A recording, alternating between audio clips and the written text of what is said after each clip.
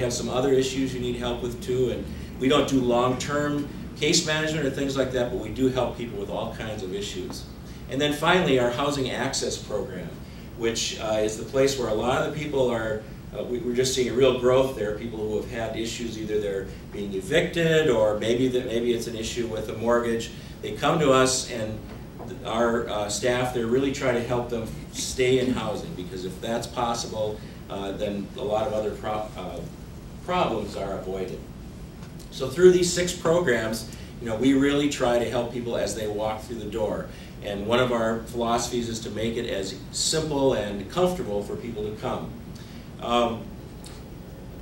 Last week in the soup kitchen, I saw a guy sitting there who, and we serve generally at a meal, there'll be about 400 people who come these days.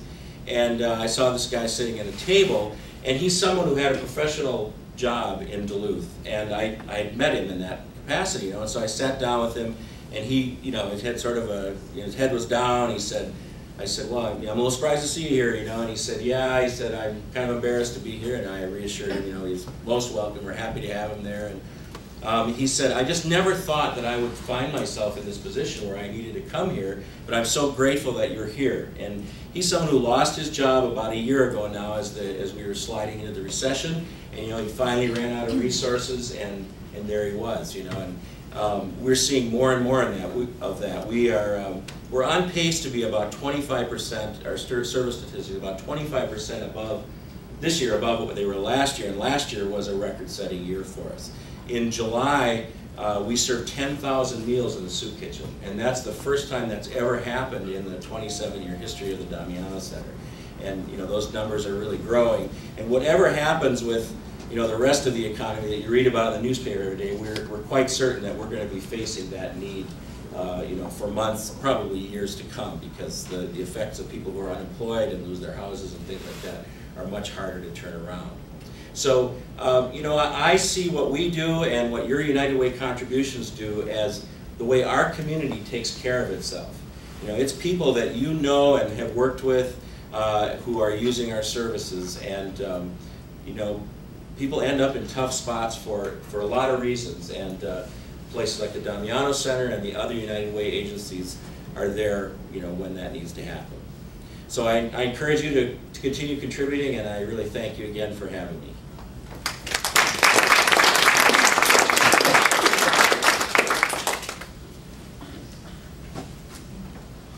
Good morning. My name is John Bartokowski, and I really appreciate the opportunity to talk to you, Western Bank employees, this morning. It's good to have all of you here. I didn't think Steve would shut the bank down to get everybody out here. This is great. I don't know how much money they're losing, but I still hope your corporate gift is going to be the same. One of the things that I want to just talk to you about briefly, you have your pledge forms in your packets, and you don't have to dig them out right now, but I'm just going to go through this real quick with you. The 4 areas that we have that United Way, as Steve indicated, we have addressed the needs in our community. We've done the community impact assessments in the past.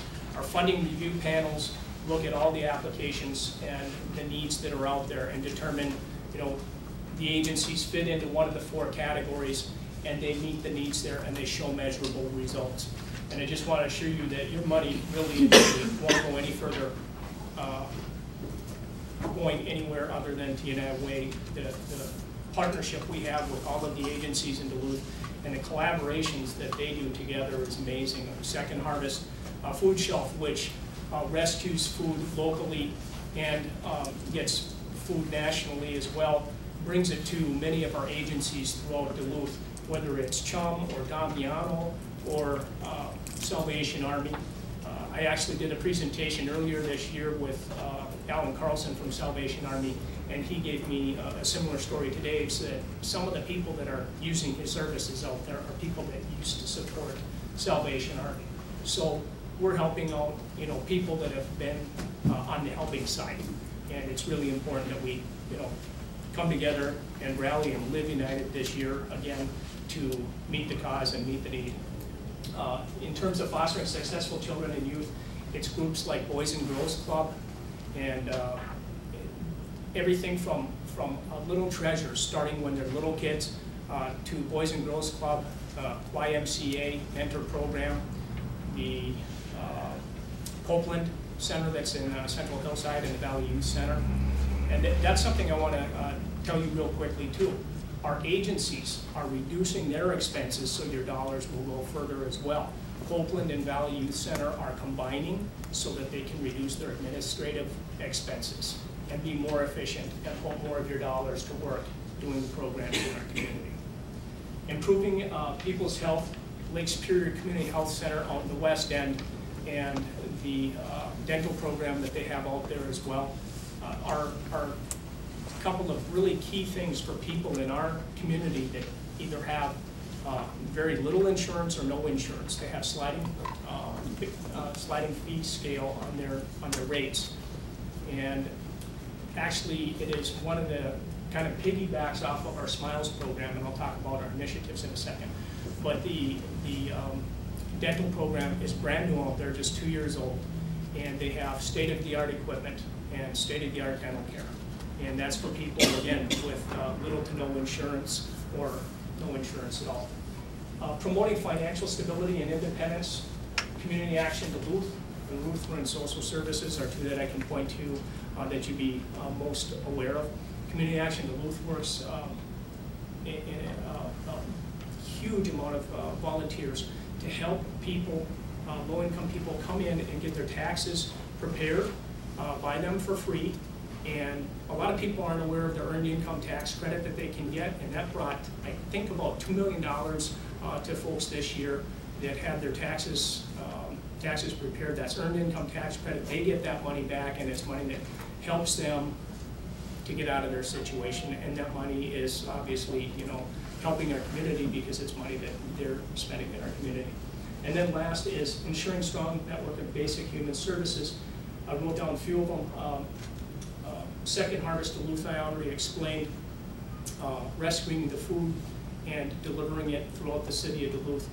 They will take food that they pick up. They have a refrigerated truck. They will pick it up the same day and deliver it to places like Lifehouse, Chum, Damiano, and Salvation Army, so that food is not going, into the waste and landfills. It's being used by people, and it's food that needs to be used basically that day or the next day. And if they didn't have Second Harvest recycling it and bringing it to people in need, it wouldn't be getting used. It would be thrown away. On the back side of your pledge form, you'll see there's the information for filling out your name, etc. But I want to point out one of the most important things I think that's critical that Steve and Western Bank has made available to you is the payroll deduction. Now, myself, I personally give, my wife and I give to United Way. I could not give as much to United Way if I were told, just write out a check or give cash. I just couldn't do it. But by giving with a payroll deduction option, I'm able to give a little bit every pay period, and at the end of the year, that really adds up.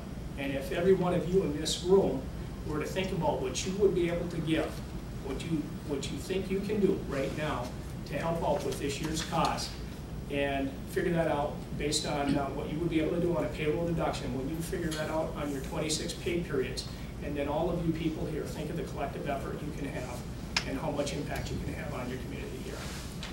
One last thing on here that I want to add on to, Imagination Library here is another checkoff box, which is either $1 or $2 or whatever amount you want to do above and beyond the payroll deduction, and that will be added onto that. We started out last year, we wanted to have 2,600 children enrolled in Imagination Library by the end of the year. We had 2,600 enrolled by basically the end of the first quarter or beginning of the second quarter of the program. To date, we have over 3,400 children enrolled in Imagination Library. What's critical about that is that it is addressing the need of getting children prepared for kindergarten. There are approximately 50% of the children going into kindergarten in any given year are not fully prepared, and this is one thing that will help address that, is starting them early. Imagination Library, if a parent registers their child at birth, the child will get a book every month in the mail that's an age-appropriate book, and by age 5 they'll have 60 books. Above and beyond the the literacy and the impact of learning and the love of books, they have that special time with their parent. So there's a lot of positives with Imagination Library that are additional to learning with literacy. Does anyone have any questions about Imagination Library or any of the other programs I touched on at this point?